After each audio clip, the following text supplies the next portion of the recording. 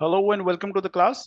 सो आज नया टॉपिक बात करेंगे। Will be talking about the citizenship as well as the fundamental right.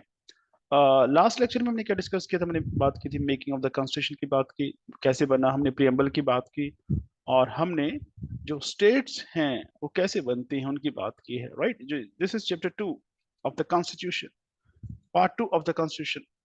Citizenship की, जो इंडिया में भारत की नागरिकता है, जो सिटीजनशिप है, वो कैसे मिली पहले at the time of the constitution, the commencement of the constitution, और आज कैसे मिल सकती है, राइट। तो जो लॉ है हम उसकी भी बात करेंगे यहाँ पे। तो चलिए स्टार्ट करते हैं, राइट। तो सबसे पहले कौन सा जो पार्ट है कॉन्स्टिट्यूशन का, it is part 2 of the constitution, जहां पे आर्टिकल 5 से लेकर आर्टिकल 11 जो है वो सिटीजनशिप के बारे में डील करता है। उसमें एक्सप्लेन किया गया है कि सिटीजनशिप किसको दी जाएगी, कब, जब कॉन्स्टिट्यूशन हमने अडॉप्ट किया, जब हमने उसको एनफोर्स किया।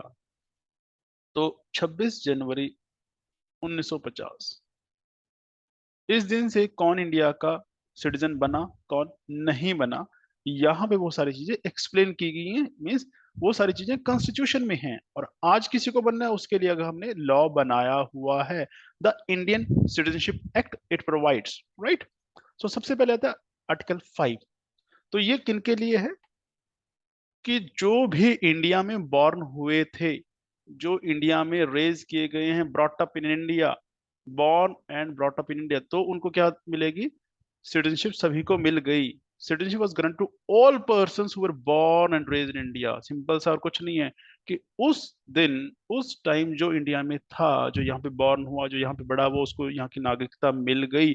और ऐसा नहीं है कि सभी को, वो हम बात करेंगे धीरे धीरे, ठीक है। दूसरी चीज यहाँ पे ये है कि जो यहाँ पे रहते थे बट यहाँ बॉर्न नहीं हुए थे, या उनके जो कोई भी एक पेरेंट वो यहाँ पे बॉर्न हुए थे, तो वो क्या हो जाएंगे? वो भी हम इंडियन सिटीजन मान लेंगे। या फिर यहाँ पे 5 साल उसको रहते हुए हो गए थे। तो दो तीन चीजें हैं कि बंदा यहाँ पे बॉर्न हुआ हो, या यहाँ पे उसके पेरेंट में से कोई एक बॉर्न हुआ हो, या वो 5 साल से यहाँ पे रह रहा हो। तो जो भी ऐसा पर्सन था उस time, he became Indian citizen. कब? 26 जनवरी 1950 की बात हो रही है। तो ये आर्टिकल 5 में लिखा हुआ है जी ऐसा। तो लोग कैसे बने भारत के नागरिक? इस तरह से बने, आर्टिकल 5 की वजह से बने। हम कैसे बने हुए? हम आर्टिकल 5 में नहीं, क्योंकि हम उस टाइम नहीं थे, हम पैदा ही नहीं हुए थे ना।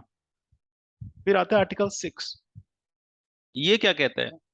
ये उनको नागरिकता देता है, उनको सिटीजनशिप देता है जो पाकिस्तान से इंडिया आए थे लोग। क्योंकि उस टाइम पार्टीशन हुआ था, आपको पता होगा, 47 में। तो पाकिस्तान से लोग इंडिया माइग्रेट हुए थे, और इंडिया से लोग पाकिस्तान गए थे, ये भी था। चलो यहाँ की हमें डिस्कशन की जरूरत नहीं है। अब जो लोग यहाँ से इंडिया आए, पाकिस्तान से इंडिया आए, तो यहाँ पे उनके लिए क्या प्रोविजन है कि वो इंडिया के सिटीजन बने या नहीं बने? क्योंकि जो इंडिया में रह रहा था यहाँ पे, वो तो ऑलरेडी हमने बना दिया आर्टिकल 5 से। तो 6 उन्हीं के लिए है कि जो पाकिस्तान से यहाँ पे, उनके लिए है। यहाँ पे है 1 जुलाई की डेट रखती इन्होंने, 19 जुलाई 1948 होना चाहिए ये। कि क्या था जो इससे पहले आ गए, इस डेट से पहले, इस डेट में क्या हुआ था? परमिट सिस्टम इंट्रोड्यूस किया गया था। परमिट सिस्टम इंट्रोड्यूस किया गया था कि जो उस डेट से पहले आ गया वो तो ऑटोमेटिकली बन जाएगा, क्योंकि वो उस एरिया का रहने वाला था जिसको हम पहले इंडिया कहा करते थे। क्योंकि पहले पाकिस्तान भी क्या था? इंडिया ही था। तो इसलिए जो परमिट सिस्टम के लागू होने से पहले पहले आ गए थे, उनको तो भारत का नागरिक मान लिया गया, जैसे कि आर्टिकल 5 में उसी के तहत। बट जो इस डेट के बाद आए, उनको क्या था? उनको यहाँ पे अपना रजिस्ट्रेशन कराना था, जो यहाँ पे अथॉरिटी अपॉइंट की गई थी उसके पास, तो तब वो बन सकते थे, right. So they have to register, जो इस डेट के बाद आए थे। आर्टिकल 7 में थोड़ी सी चेंजेस है, जो आर्टिकल 6 वही है बेसिकली, और कोई ज्यादा नहीं है। ये वो लोग हैं जो पहले इंडिया से पाकिस्तान चले गए थे, इंडिया से, और फिर बाद में आजादी के बाद वापस आए। डेट इन्होंने दे दी, कौन सी डेट को लेंगे? कि जब गए, जब उन्हें लगा कि पार्टीशन होने वाला, वो यहाँ से चले गए 1 मार्च 1947। पर बाद में वापस आ गए, जो परमिट सिस्टम जो मैंने आपको बताया उसके तहत वो वापस आ गए। तो यहाँ पे वही है, जो 1 मार्च 1947 के बाद गए, बट वापस आए कब? उस डेट से पहले वापस आ गए तो ठीक। अदरवाइज उनको भी जो आर्टिकल 6 कहता है परमिट, जो है रीसेटलमेंट परमिट, उसके तहत उनको भी परमिशन लेके रहना पड़ा उसके बाद। फिर आर्टिकल 8 जो है, इट टॉक्स अबाउट कि वो लोग जो बाहर रहते थे, बाहर मींस फॉरेन कंट्रीज में थे, क्योंकि इंडियन तो बाहर काम करने तब भी जाते, लोग कनाडा तब भी जाते थे। सो ये कौन है? Indian origin residing outside India with right to citizenship, की जिनके पास अधिकार था भारत की नागरिकता लेने का, उनके लिए भी यहाँ पे प्रोविजन की गई। क्योंकि ऐसा भी तो है ना, इंडिया के जो मिशन थे बाहर भी तो थे, इंडिया के ऑफिसर्स भी तो बाहर थे, जो लोग ही थोड़ी बाहर काम करने जाते थे, तो सभी के लिए प्रोविजन इसमें डाल दी गई। तो पर्सन ऑफ इंडियन ओरिजिन जो बाहर रह रहा था, अब वो चाहे इंडिया में पैदा हुआ हो या उसके पेरेंट्स पैदा हुए हो, तो वो क्या करेगा, वहां पे जो इंडिया का डिप्लोमेटिक मिशन होगा उसको वहां पे जाके अपने आप को रजिस्टर कराना होगा। जिसने कराया वो इंडिया का सिटीजन बन गया। ये सिंपल सा उन्होंने लगाया हुआ था उसने प्रोविजन, कॉन्स्टिट्यूशन का है। कि पहला जो 5 कहता है जो इंडिया के लोग वो कैसे बने, 6 कहता है पाकिस्तान से जो आए वो कैसे बने, 7 कहते हैं जो पहले पाकिस्तान चले गए थे 1 मार्च के बाद 47 में और फिर वापस आ गए, तो वो कैसे बने, मीन्स बाय वर्च्यू ऑफ, फिर 5 बनते जा रहे हैं सारे। और जो आर्टिकल 8 है ये कहता है वो लोग जो इंडिया के थे या उनके पेरेंट्स इंडियन थे, है ना, अब वो बाहर रह रहे थे, तो उनको इंडिया का सिटीजन कैसे बनाया गया? कंडीशन लगा दी गई कि जो जो बनना चाहता है वो इंडिया का जो डिप्लोमेटिक मिशन है वहां पे, जो हमारा ऑफिस है काउंसलेट का, वहां पे जाकर रजिस्टर करा ले, वो क्या बन जाएगा, ऑटोमेटिकली इंडियन सिटीजन बन जाएगा। राइट। चलिए, तो ये थी प्रोविजन सिटीजनशिप की। जो 9 है ये क्या कहता है? ये कहता है अगर किसी ने, किसने मीन्स किसी भी इंडियन सिटीजन ने, कोई पर्सन है अगर अपनी मर्जी से वॉलेंटरली वो दूसरे कंट्री की सिटीजनशिप ले लेता है, फॉरेन स्टेट की, सो ही और she will no longer be citizen of India. Simple सा याद रखिए, आर्टिकल 9 कहता है अगर किसी ने बाहर की सिटीजनशिप ली, यहाँ की सिटीजनशिप उसकी खत्म कर दी जाएगी, टाटा बाय बाय। जैसा जनरली नहीं पता होता हमें, हम बाहर की सिटीजनशिप ले लेते हैं और यहाँ का भी हमारे पास पासपोर्ट होता है, बाहर का भी होता है। This is not allowed as per the law. वो ऑटोमेटिकली खत्म हो जाती है। अगर हम कहें कि हमने खत्म नहीं करवाई है, खत्म करवाने की जरूरत नहीं है, यहाँ का पासपोर्ट ऑटोमेटिकली खत्म हो जाता है, रिवोक कर दिया जाता है। आर्टिकल 10 क्या कह रहा है? आर्टिकल 10 सिर्फ इतना सा कहता है कि जो इंडिया का नागरिक एक बार बन गया, जो इंडिया का सिटीजन एक बार बन गया, वो हमेशा सिटीजन रहेगा, कंटिन्यू रहेगा, उसको बार बार रजिस्ट्रेशन की जरूरत नहीं होगी। कब तक? आर्टिकल 10 कहता है जब तक उसकी सिटीजनशिप खत्म ना की जाए, बस, या कोई ऐसा कानून ना बनाया जाए। इसका मतलब जितने भी इंडिया में हम लोग रह रहे हैं, हम क्यों हैं? हमारे पेरेंट्स थे ना, हम तो यहाँ रह रहे हैं बस। उन वो क्यों है इंडिया के सिटीजन? क्योंकि उनके पेरेंट्स से तो एक चला आ रहा है बस। अब ये फैमिली है, इसमें हम डिस्कस कर लेंगे। और अगर आज कोई आके यहाँ पे इंडिया की सिटीजनशिप ले तो कब तक के लिए मिलेगी उसको? हमेशा के लिए मिलेगी, या जब तक उसकी सिटीजनशिप गवर्नमेंट ऑफ इंडिया खत्म ना करे, रिनाउंस ना करे, वो खुद कर दे या गवर्नमेंट ऑफ इंडिया टर्मिनेट ना करे, ऐसे कह सकते हैं। आर्टिकल 11 कुछ नहीं है, आर्टिकल 11 सिर्फ इतना याद रखिए, अगर सिटीजनशिप को लेके कभी भी कानून बनाने की जरूरत पड़ती है तो आर्टिकल 11 कहता है इसकी जो पावर है, अथॉरिटी, वो सिर्फ पार्लियामेंट के पास है। It gives authority to parliament to make any provision with respect to the citizenship, बस। तो ये कहता है। तो 9 कहता है कि अगर किसी ने बाहर की सिटीजनशिप ले ली तो इंडिया की खत्म कर दी जाएगी, अपने आप टर्मिनेट हो जाएगी। 10 कहता है कि जो एक बार भारत का नागरिक बन गया वो हमेशा के लिए रहेगा। और 11 क्या कहता है कि अगर कभी लॉ बनाना पड़ता है सरकार को तो सिर्फ पार्लियामेंट बना सकती है, किसी और की पावर नहीं है, ना प्रेसिडेंट की पावर है ना विधानसभा की पावर है। Then comes the Indian citizenship act. ये क्या है? आर्टिकल 11 में अभी हमने बात की कि पार्लियामेंट के पास पावर है, कि सिटीजनशिप के लिए जो प्रोविजन है वो कर सकता है, चेंज कर सकता है। ऐसे जो 1950 में बन गए, उसके बाद अगर किसी को भारत का नागरिक बनना था तो क्या करना था? कुछ था ही नहीं हमारे पास प्रोविजन। कॉन्स्टिट्यूशन में सिर्फ उस टाइम की बात की गई कि 1950 में इंडिया का नागरिक कौन बना, सिटीजन कौन बना। तो यहाँ पे क्या किया गया, 1955 में एक कानून बनाया गया जिसका नाम था इंडियन सिटीजनशिप एक्ट। और इसको अभी तक पहले किया था 86 में, फिर 2003 में, 5 में, 15 में, और अभी 2019 में आपको याद होगा एक पीछे बड़ा शोर मचा था, तो तब भी एक बिल पास किया गया है ना, प्रोसेस में है ये। तो ये चीजें हैं। तो इसके तहत अब क्या है, ये कहता है कि अगर किसी को सिटीजनशिप अक्वायर करनी है या उसकी सिटीजनशिप खत्म करनी है, वो कैसे होगी, वो इसमें लिखा हुआ है। तो इसमें कुछ तरीके दिए गए, 5 तरीके दिए गए। अगर किसी को भारत का नागरिक बनना है इसके बाद, चाहे आज की बात लगा लो 2022 में, तो कैसे बन सकता है?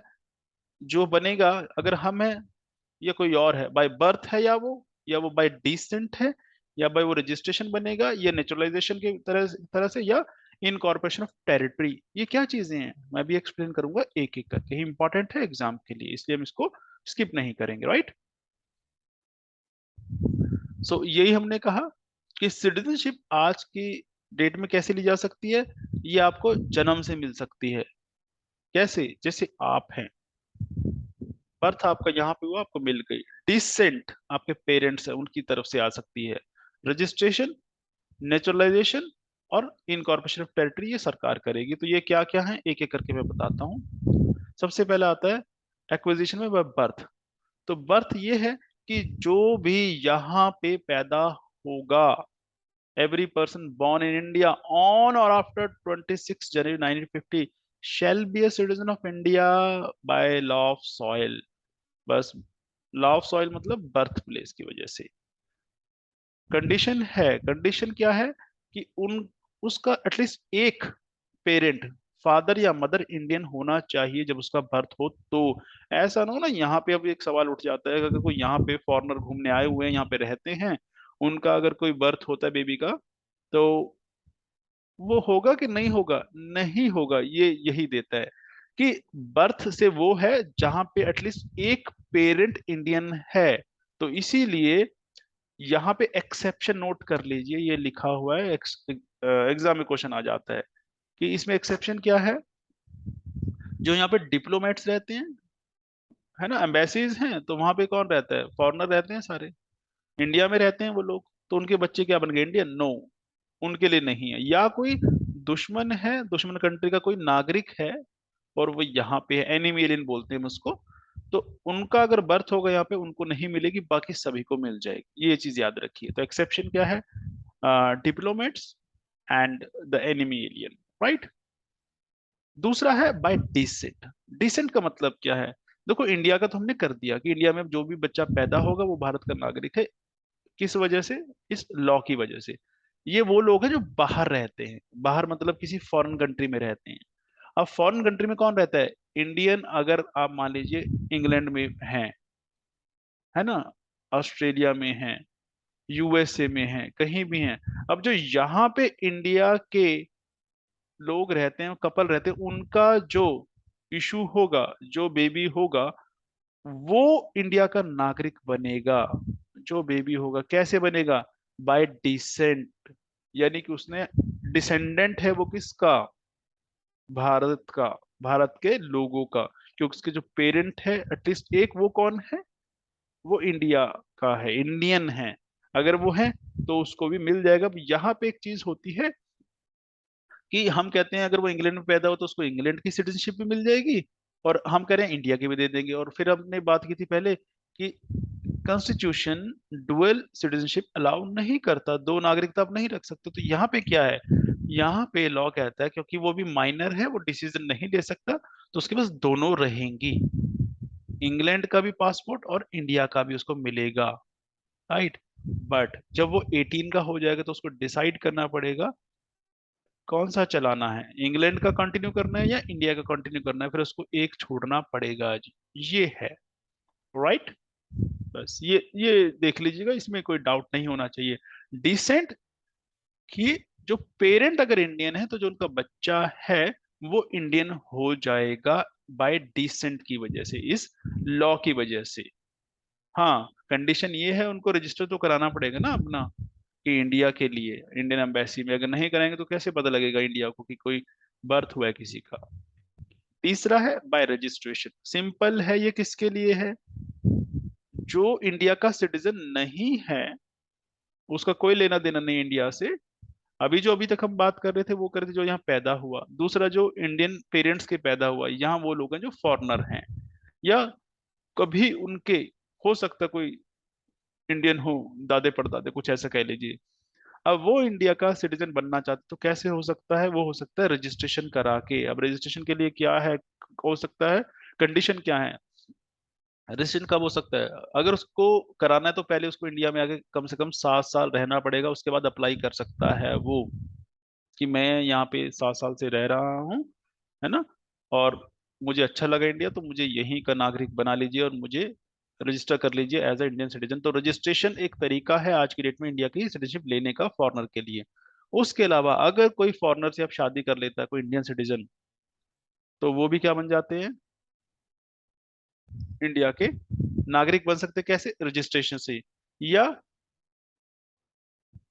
जो इंडिया के सिटीजन है, उनका कोई बच्चा है, माइनर है, बाहर से आया, उसके पास भारत की नागरिकता नहीं थी, तो उसको भी बाय रजिस्ट्रेशन आप क्या कर सकते हैं? इंडिया का नागरिक बना सकते हैं। तो रजिस्ट्रेशन से भी आप बना सकते हैं। चौथा है नेचुरलाइजेशन। नेचुरलाइजेशन का मतलब क्या होता है? नेचुरल तरीके से, वो नेचुरली लगना चाहिए। और नेचुरली कैसे लगेंगे आप? जब आप इंडिया के लैंग्वेज में बात करेंगे, इंडिया के जैसे लोग रहते हैं, जैसा उनका कल्चर है, उसको फॉलो करने की कोशिश करेंगे तब। तो वही है यहाँ पे कि सिटीजनशिप जो है नेचुरलाइजेशन से भी ली जा सकती है। उसके लिए उसी तरह से एप्लीकेशन देनी पड़ेगी। उसके लिए कंडीशन क्या है कि बंदा मेच्योर होना चाहिए, फुल एज का और कैपेसिटी का होना चाहिए। वो ऐसे देश का ना हो जहां पे इंडियंस को नागरिकता ना दी जाती हो, है ना, कैसे? नेचुरलाइजेशन तरीके से। तीसरी कंडीशन ये, वो अपने कंट्री की नागरिकता छोड़ चुका हो, यहाँ पे 12 महीने कम से कम वो रह रहा हो उस टाइम जब उसने देनी है एप्लीकेशन, और टोटल कितना हो गया हो? 7 साल उसको यहाँ पे हो गए हो। और वो ओथ लेते हैं ना, तो उसको ओथ लेनी पड़ेगी कि मैं यहाँ पे वचनबद्ध रहूंगा, प्रतिबद्ध रहूंगा, सेवा निभाऊंगा, कुछ ऐसी ऐसी। और उसका कैरेक्टर अच्छा होना चाहिए, और एटलीस्ट एक लैंग्वेज उसको इंडिया की आनी चाहिए। तब उसको हम नेचुरल सिटीजन कहेंगे, और उसको गवर्नमेंट नेचुरलाइजेशन की एस्पेक्ट से उसको सिटीजनशिप ग्रांट कर सकती है। पांचवा जो तरीका है वो है इनकॉर्पोरेशन ऑफ टेरिटरीज। इसका मतलब क्या है? इसका मतलब सिंपल सा है कि वो एरिया जो भी इंडिया के पार्ट नहीं है, अब इंडिया तो ये है हमारा, है ना, अब इंडिया के पार्ट जो नहीं है, मतलब यहाँ पे कोई कंट्री है, मान लीजिए यहाँ पे कंट्री है, अब इंडिया उसका ये एरिया ले ले, या कल को बांग्लादेश की कि भाई हमें इंडिया में ही एंटर कर लो, हम तुम्हारा हिस्सा बनना चाहते हैं। पाकिस्तान कहे कि हमें इंडिया में शामिल कर लो, हम इंडिया का हिस्सा बनना चाहते हैं। तो जो जो टेरिटरी हम अक्वायर करेंगे, वहां के जितने भी लोग हैं वो सारे नहीं बनेंगे, जिसको गवर्नमेंट ऑफ इंडिया नोटिफाई करेगी, वो वहां का, वो लोग या वो पर्सन इंडिया का सिटीजन बन जाएगा। कैसे हुआ? कि हमने एक टेरिटरी अक्वायर कर ली, इंडियन गवर्नमेंट ने एक टेरिटरी अक्वायर कर ली, फॉरेन टेरिटरी, और उसके जो लोग हैं उनको हम क्या बना देंगे? भारत के नागरिक। कैसे बने? क्योंकि वो टेरिटरी अब हमारी हो गई इसलिए। एग्जाम्पल मैं देता हूँ सिक्किम का। सिक्किम जो आपको पता होगा, हमने बात की थी, इंडिया का पार्ट नहीं था। 36th अमेंडमेंट से इसको, 1975 की बात है, इसको इंडिया का पार्ट बनाया गया, मीन्स हमने इसको इनकॉर्पोरेट किया। तो सिक्किम के लोग पहले इंडियन सिटीजन नहीं होंगे। अब उसके बाद क्या हुआ? वो सारे क्या बन गए? इंडिया के सिटीजन। और उसके लिए कंडीशन क्या है? जैसे इलेक्शन कमीशन है, तो ये एक लिस्ट बनाई जाती है, इलेक्टोरल रोल्स बनाया जाता है नोटिफाई करने के लिए। तो जो जो जिस जिसका उस लिस्ट में नाम होगा, वो बन जाएगा। और ऐसा क्यों है? क्योंकि ऐसा ना ना एंटी सोशल एलिमेंट में जो टेररिस्ट वेरिस्ट है सबको हम कह दिया कि सारे नागरिक हो गए, वो तो ऑटोमेटिकली हो जाएंगे, ऐसा नहीं किया गया है, राइट।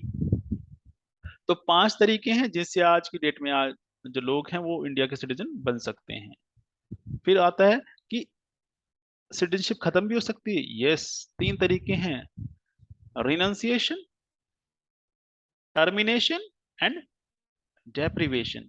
रिनंसिएशन क्या होता है कि अगर कोई इंडियन बाहर जाना चाहता है, बाहर सेटल होना चाहता है, और वो इंडिया की सिटीजनशिप रिनाउंस कर दे कि मैं भारत की नागरिकता छोड़ता हूं, खुद अगर कोई छोड़ के चला जाए, तो एक तरीका ये है ना। कंडीशन तो हमेशा रहेगी रहेगी।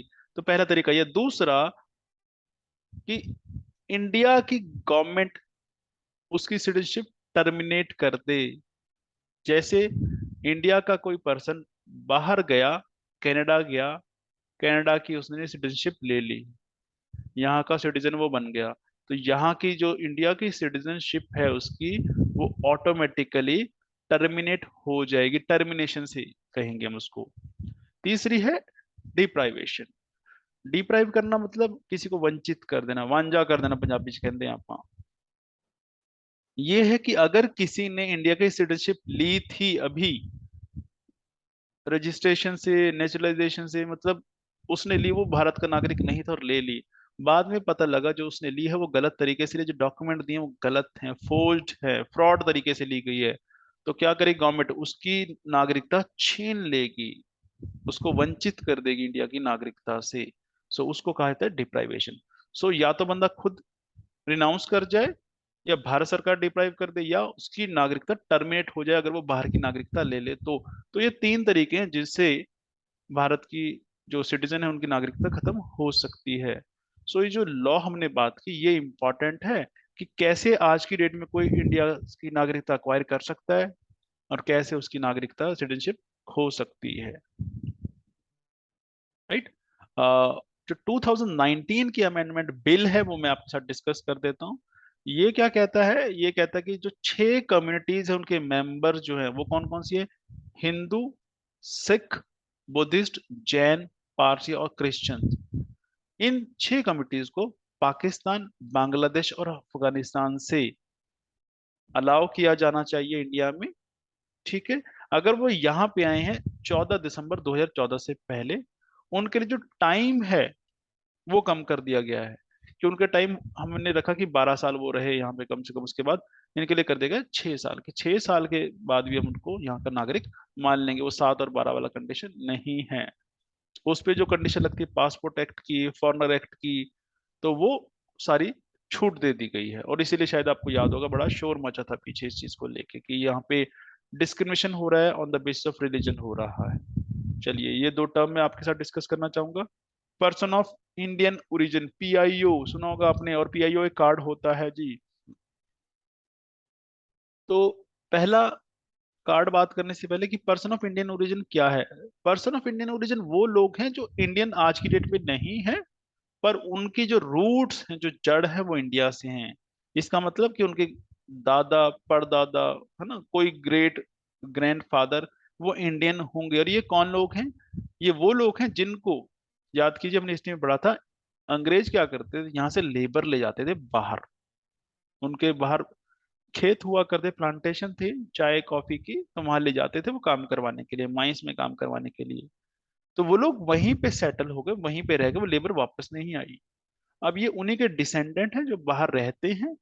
अब उन्होंने कभी इंडिया नहीं देखा, उनको इंडिया की लैंग्वेज कल्चर कुछ नहीं पता, पर उनके जो रूट है वो इंडियन से है।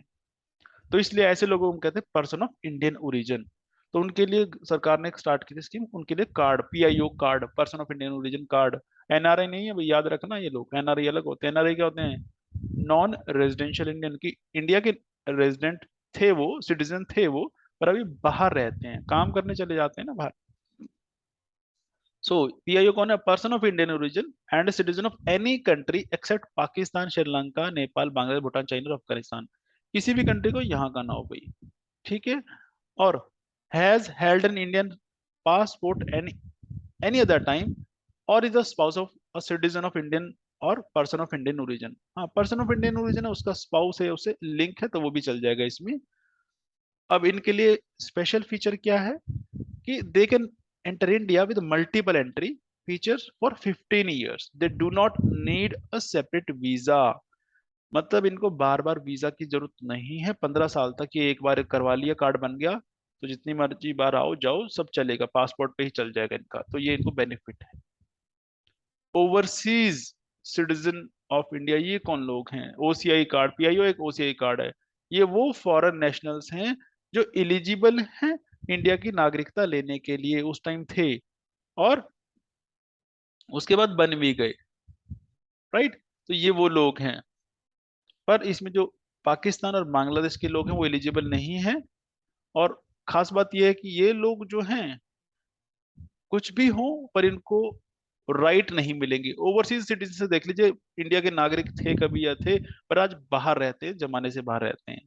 तो ये क्या है, इनको अलाउड तो सब कुछ हम कर रहे हैं, पर इनको वोटिंग राइट हम नहीं दे रहे हैं, एक तो, है ना? और इनको ना डुअल सिटीजनशिप मिलेगी, और ये इंडिया के सिटीजन हम नहीं कहेंगे इनको आज की डेट में, क्योंकि ये बाहर रहते हैं। और जो कार्ड होगा वो मल्टीपर्पज होगा इनका भी, जैसे पीआईओ का है, और मल्टीपल एंट्री के लिए, लाइफ लॉन्ग वीजा के लिए रहेगा। एनआरए की तरह इनको बराबर राइट दिए गए हैं एजुकेशन में, फाइनेंस में, इकोनॉमिक मैटर में। बस यहाँ पे एक चीज नहीं है अलाउड, इनको एग्रीकल्चर लैंड लेना अलाउड नहीं है भाई। जमीन जो है खेती के लिए वो नहीं ले सकते, बाकी चीजों के लिए वो ले सकते हैं। Right, all right. चलिए, उसके बाद अब बात करेंगे, नेक्स्ट टॉपिक है that is fundamental right. Bharat में जो हमारे संविधान में दिए गए ना हमारे मौलिक अधिकार, fundamental rights, these are very important, और यहाँ से क्वेश्चन आते ही हैं, और आपको ये पता होनी चाहिए, राइट? चलिए स्टार्ट करते हैं फंडामेंटल राइट के बारे में। अगर उसमें कोई डाउट है तो कमेंट कर दीजिए, I am going to explain that. तो जो राइट है कहाँ पे है, वो पार्ट 2 था, तो ये पार्ट 3 याद रखिएगा, ये सवाल आ जाता है। पार्ट 3 में है आर्टिकल कौन सा है, 12 से लेके 35 तक सारे क्या है, fundamental right, article 12 to 35 in part 3 of the constitution, article, और ये है पार्ट। ठीक है, ये बेसिक राइट्स हैं जो कॉन्स्टिट्यूशन हमें गारंटी करता है।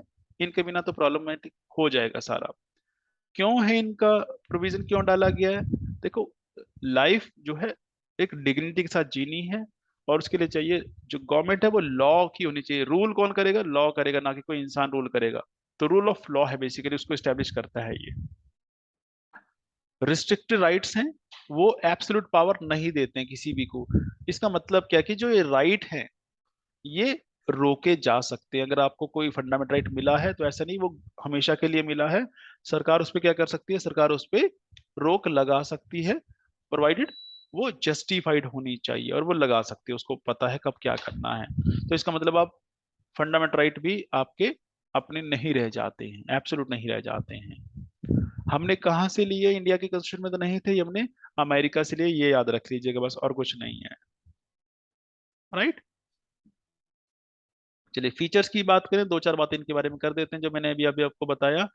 पहला, इनकी गारंटी कॉन्स्टिट्यूशन खुद देता है। इसका मतलब अगर ये नहीं मिल रही है आपको, तो कॉन्स्टिट्यूशन कहता है आप सीधा हाई कोर्ट जाइए या सुप्रीम कोर्ट जाइए, और वहां पे जाके गुहार लगाई कि मुझे ये राइट जो है, मेरा अधिकार नहीं दिया जा रहा है। और आपने सुना होगा और देखा होगा, लोग रिट फाइल करते हैं कोर्ट्स में, वो रिट इसी पार्ट के तहत फाइल की जाती है। ठीक है, they are not sacrosanct, means absolute नहीं है, यानी कि उनको पार्लियामेंट कभी भी रोक लगा सकती है उस पे। तीसरा, दे आर जस्टिसेबल, जो मैंने आपको बताया, गारंटीड है। कैसे? हाई कोर्ट के थ्रू। आप हाई कोर्ट सुप्रीम कोर्ट जाइए, मतलब अगर आपको ये नहीं मिल रहे हैं तो आप हाई कोर्ट या सुप्रीम कोर्ट जा सकते हैं।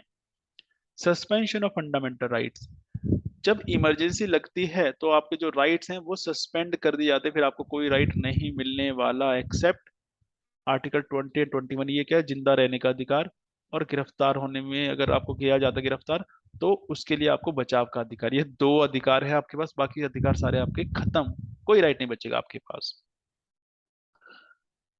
रिस्ट्रिक्शन, बिल्कुल कि इन पे रोक लगाई जा सकती है।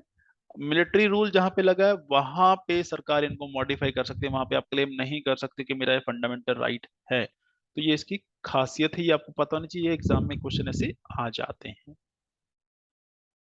6 फंडामेंटल राइट कौन से हैं हमारे, इनको मैं बता देता हूँ, क्योंकि ये मेजर एक लिखा हुआ है। इनके फर्दर आगे जैसे राइट टू इक्वलिटी है, इसमें आगे कई राइट्स हैं, वो मैं बता देता हूँ, पर मेन मेन देख लीजिए। अगर कहा जाता है 6 फंडामेंटल राइट बताइए, तो वो यही है।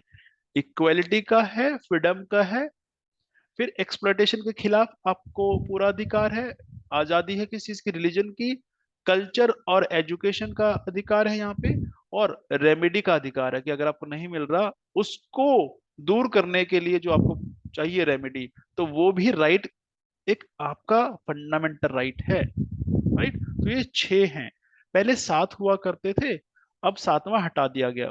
आर्टिकल 31 था, वो क्या था? राइट टू प्रॉपर्टी था। राइट टू प्रॉपर्टी पहले हुआ करता था, अब वो खत्म हो गया है।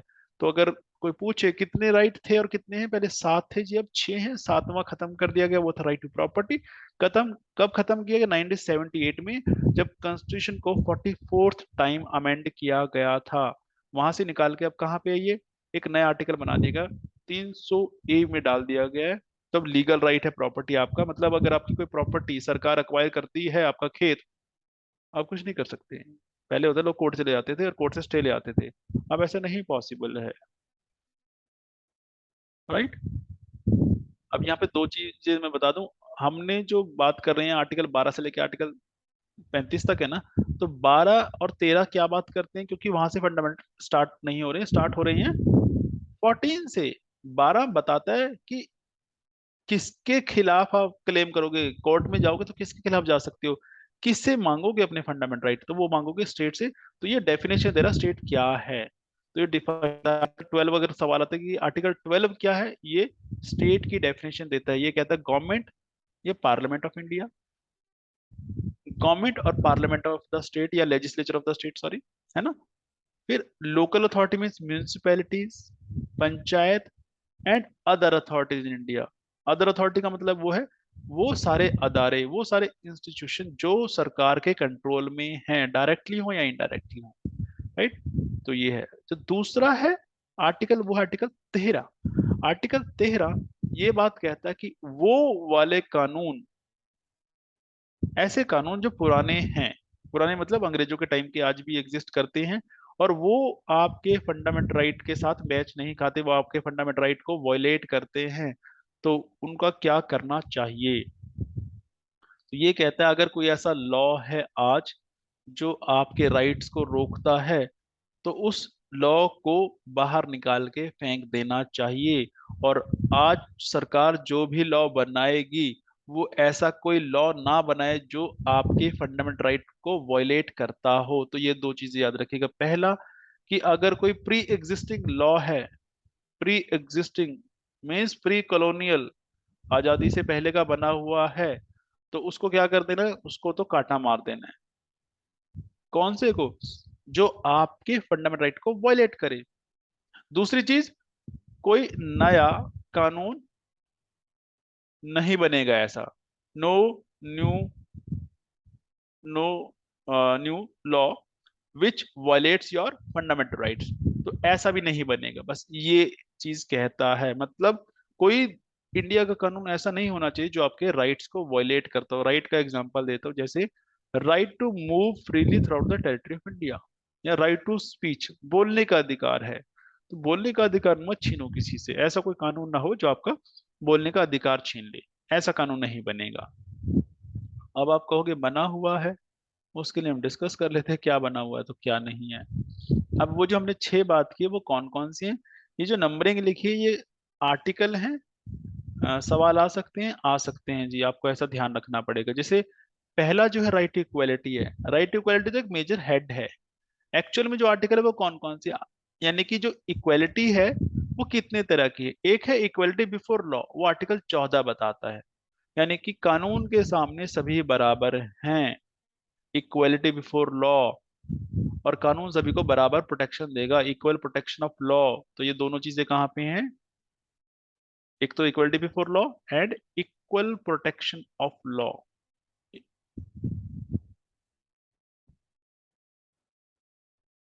इक्वल प्रोटेक्शन ऑफ लॉ, तो ये दोनों कहाँ पे हैं? आर्टिकल 14 में। आर्टिकल 15 क्या कहता है?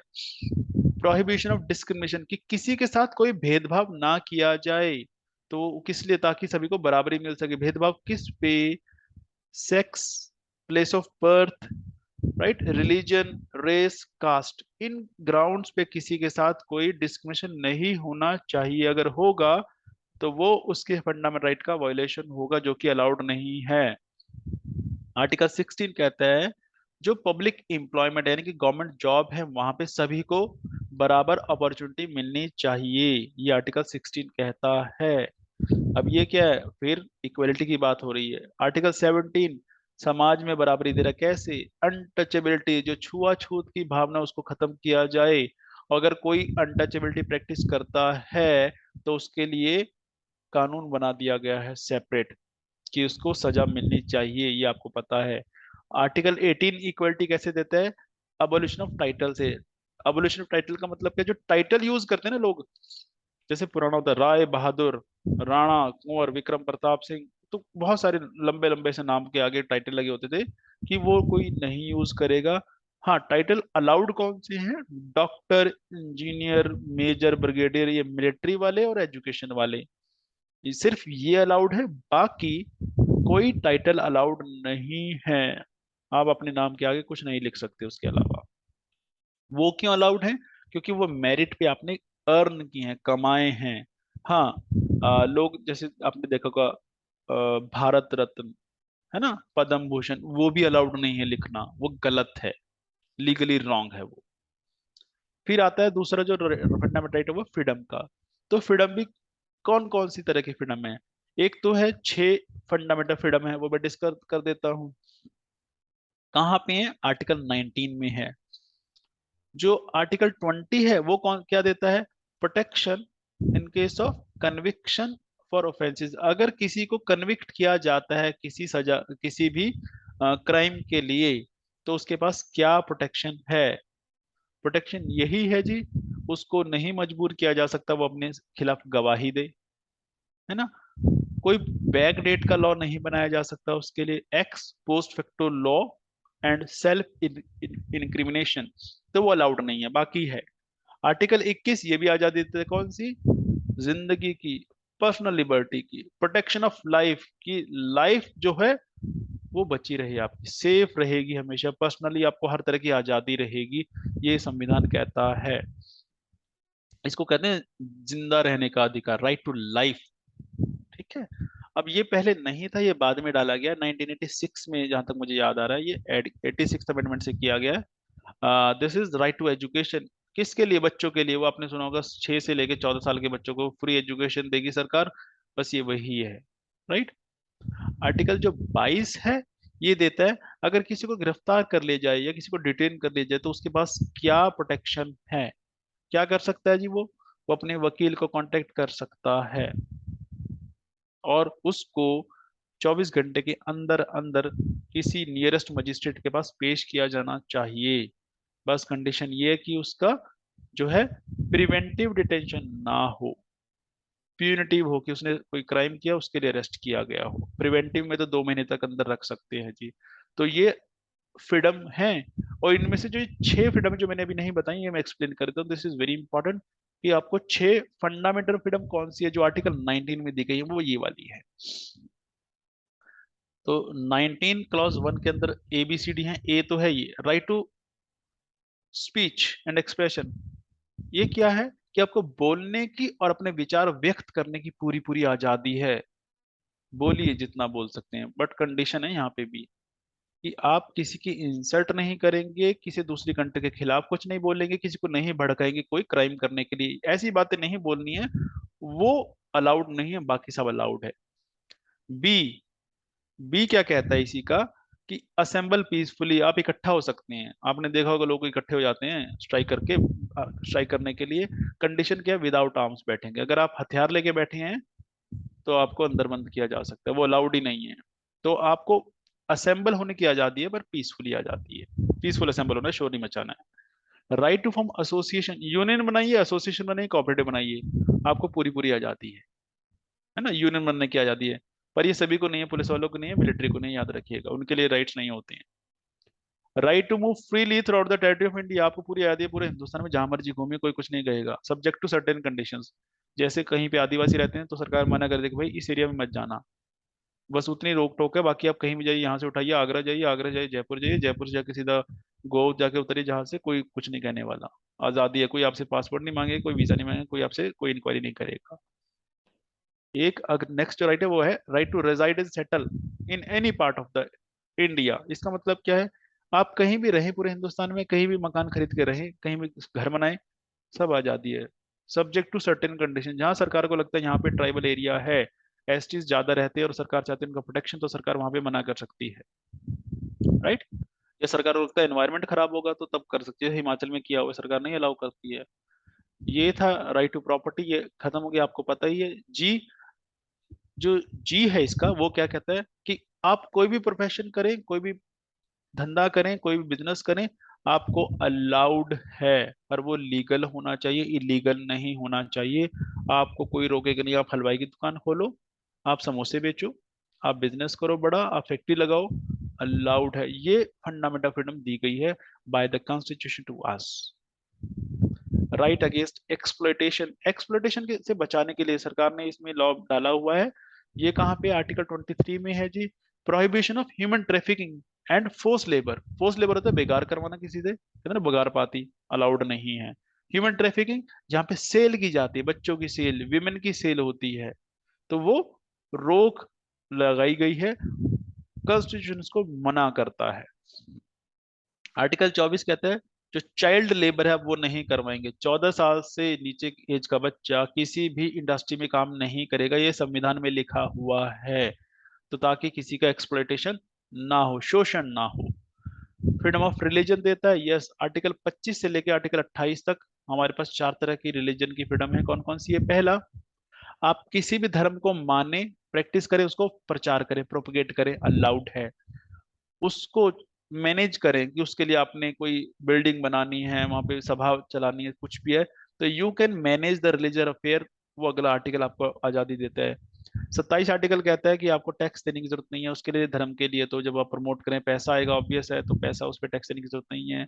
फिर जो स्कूल में रिलीजियस इंस्ट्रक्शन दी जाती हैं, आपको वो अटेंड करने की जरूरत नहीं है। अगर आपका रिलीजन अलाउ नहीं करता है तो आपके लिए कंपलसरी नहीं है कि अगर वहां पे की पूजा पाठ हो रहा है तो आपको भी कहा जाए बैठिए, आपके लिए जरूरी नहीं है। आप कह सकते हैं कि मेरा रिलीजन अलाउ नहीं करता, ये आजादी है जो आपको संविधान देता है। So article 25 to 28 gives you the freedom of religion. जो आर्टिकल 29 और 30 हैं, ये माइनॉरिटी के राइट्स देते हैं। कौन कौन से? एजुकेशन के और कल्चर के। तो आर्टिकल 29 कहता है कि अगर कोई इंडिया में कोई माइनॉरिटी है, कौन सी माइनॉरिटी? जिसका कल्चर, जिसकी लैंग्वेज अलग है, तो उसको प्रोटेक्ट किया जाना चाहिए। उनको पूरा पूरा अधिकार है कि उसको प्रोटेक्ट करे। और उसको प्रोटेक्ट करने के लिए अगर उनको कुछ एजुकेशन इंस्टीट्यूशन खोलने पड़े, स्कूल कॉलेज खोलने पड़े, तो वो भी उनको अधिकार है, वो खोल सकते हैं, राइट। उसके बाद आता है आर्टिकल 32। 31 कहाँ गया? 31 मैंने शुरू में बता दिया था, 31 राइट टू प्रॉपर्टी है जो कि अबॉलिश कर दिया गया, अब नहीं है। जो 32 है, यहाँ की कुछ प्रोविजन जो आपको पता होनी चाहिए, ये है कि जब आपको फंडामेंटल राइट नहीं मिल रहे तो आप क्या करेंगे? आप कोर्ट जाएंगे। तो वो कोर्ट कैसे जाएंगे? रिट फाइल करेंगे। तो कितनी तरह की रिट फाइल हो सकती है? वो यहाँ पे लिखा है 5 तरह की। हैबियस कॉर्पस, मैंडमस, को warranto, prohibition and सर्शोररी। Habeas corpus क्या है? अगर किसी को पुलिस अरेस्ट कर ले, अरेस्ट का मतलब उठा के अंदर जेल में डाल दे, थाने में बंद कर ले, और एफआईआर दर्ज ना हो, इलीगली डिटेन कर ले, या कोई भी डिटेन कर ले और आपको नहीं पता लग रहा वो बंदा कहाँ पे है, तो कोर्ट में जब केस फाइल किया जाता है, रिट डाली जाती है, वो एक्चुअली हैबियस कॉर्पस की रिट डलती है। और हम रिक्वेस्ट करते हैं, कोर्ट डायरेक्ट करता है पुलिस को कि इस बंदे को प्रोड्यूस किया जाए, तुम्हारे पास है दो, नहीं तो कहीं और से लाके दो भी, इसको ढूंढ के लाओ। मैंडामस, जब आप किसी सरकारी ऑफिस में पब्लिक अथॉरिटी से अपना कोई काम करवाना चाहे और वो मना कर दे, तब आप कोर्ट जाएंगे, वहां पे मैंडामस फाइल करवाएंगे, और कोर्ट क्या करेगा? कोर्ट ऑर्डर देगा उस अथॉरिटी को कि अपनी ड्यूटी परफॉर्म कीजिए। कोवरेंटो, कोवरेंटो है जब आपको लगता है कि कोई बंदा जिस ऑफिस में बैठा है वो उसके लायक नहीं है, इसकी तो एलिजिबिलिटी बनती ही नहीं है, और आप उसको निकलवाना चाहते हैं, वो खुद ही चाहता है कि मुझे क्यों बैठा दी यहाँ पे। कोई भी हो सकता है, आपको लगता है सीएम एलिजिबल नहीं है, आपको लगता है कोई किसी ऑफिस में कोई सुपरडेंट है ना, कोई ऑफिस में कहीं पे कोई बॉस है, उसकी एलिजिबिलिटी, उसका एक्सपीरियंस नहीं है, उसको बना दिया वहां पे, तो आप निकलवाएंगे कैसे उसको? कोर्ट जाएंगे और को वारंट ऑफ फाइल करेंगे। तो कोर्ट करेगा कि जो रॉन्गफुली जिसने ऑफिस लिया हुआ है उसको वहां से हटाया जाए या फिर क्रेडेंशियल चेक किए जाए। प्रोहिबिशन और सर्चरी ये हाई कोर्ट लोअर कोर्ट के लिए जनरली इशू करता है या क्वाजी जुडिशियल बॉडी के लिए इशू करता है। जैसे लोअर कोर्ट में अगर कोई केस चल रहा है और आपको लगता है कि इसकी परिव्यू में नहीं आता, यहाँ क्यों चल रहा है, तो आप हाई कोर्ट जाएंगे और वहां पे प्रोहिबिशन की जो रिट है वो फाइल करेंगे, और जो कोर्ट क्या ऑर्डर करेगा कि वहां पे जो प्रोसीडिंग चल रही है उनको प्रोहिबिट करने के लिए ऑर्डर कर देगा कि ये प्रोसीडिंग बंद कर दी जाए। बट अगर प्रोसीडिंग इतने कोर्ट के ऑर्डर इतने फाइनल हो गई और जजमेंट भी आ गई लोअर कोर्ट की, तो क्या होगा, फिर सर्शरी रिट फाइल की जाती है। किस चीज के लिए?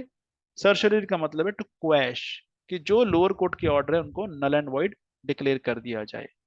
तो ये 5 तरह की रिट्स हैं जो फाइल की जा सकती हैं हाई कोर्ट या सुप्रीम कोर्ट में। किस लिए? अपने फंडामेंट राइट को क्लेम करने के लिए, दूसरा कोई हमारे पास मकसद नहीं है इसके लिए, और किसी पर्पज के लिए आप नहीं जा सकते। राइट। 3 और हैं, वो मैं सिर्फ आपको एक्सप्लेन करता हूँ छोटे छोटे से। आर्टिकल 33 जो है ये क्या कहता है कि जो आर्म्ड फोर्सेस हैं, पुलिस फोर्स है, मिलिट्री है, इंटेलिजेंस है, इनके लिए रिस्ट्रिक्शन है फंडामेंट राइट की, इनको ये नहीं दिए जाएंगे फंडामेंट राइट, है ना। तो बाकी लोग क्लेम कर सकते हैं, ये कोर्ट नहीं जा सकते कि मेरा फंडामेंट राइट था, तो उनके लिए क्या है, मॉडिफिकेशन है। राइट। आर्टिकल 34 क्या कहता है, अगर कहीं पे मिलिट्री रूल लगा यानी कि मार्शल लॉ लगा है, तो वहां पे जो फंडामेंट राइट है वो नहीं रहेंगे, वहां पे रिस्ट्रिक्शंस हो जाएगी उनके ऊपर। क्योंकि मिलिट्री क्या कर देगी, कर्फ्यू लगा देगी मान लीजिए, और आप कहोगे मुझे तो पूरा अधिकार, right to move freely throughout the territory of India, वो कहेंगे नहीं आप 9 से 5 घर से बाहर नहीं निकलेंगे, आप कहोगे मेरा राइट वायलेट हो रहा है। तो आर्टिकल 34 कहता है जहां पे मिलिट्री रूल है वहां पे कोई आपका लॉ, आपका फंडामेंटल राइट वायलेट नहीं हो रहा है। आर्टिकल 35 सिर्फ ये है कि अगर कोई चेंज करने की जरूरत है फंडामेंटल राइट में, तो वो कौन करेगा? आर्टिकल 35 कहता है पार्लियामेंट करेगा। अगर आज के बाद कोई कानून बनाना है फंडामेंटल राइट पे, तो सिर्फ और सिर्फ पार्लियामेंट बनाएगी जी। तो ये हमारे फंडामेंटल राइट है जो आपको पता होने चाहिए, और पता है तो बहुत अच्छी बात है, नहीं तो इनको अच्छे से पढ़ लीजिएगा, क्वेश्चन यहाँ से बहुत आते हैं और जरूर आते हैं और इंपॉर्टेंट है ये। डाउट है तो कमेंट कर दीजिएगा, explain in the another video. Right. चलिए फिर एंजॉय कीजिए, फिर मिलेंगे। Thank you so much, bye bye, take care.